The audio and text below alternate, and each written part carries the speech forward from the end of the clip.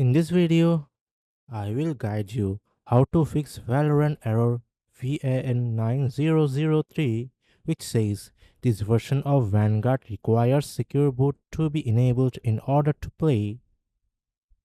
Click on the search bar and type System Information. Open System Information and locate base boot product. This is your motherboard model. Note down the motherboard model like Gigabyte B250MD3H. Now open your web browser.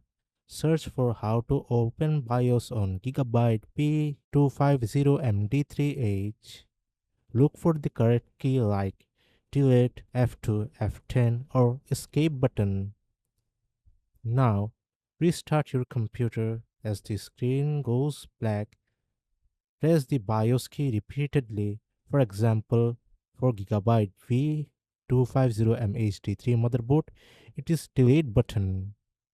Once in the BIOS menu, switch to advanced mode, navigate to boot, then go to secure boot. Change the OS type to Windows UEFI mode instead of other OS. Save changes and exit.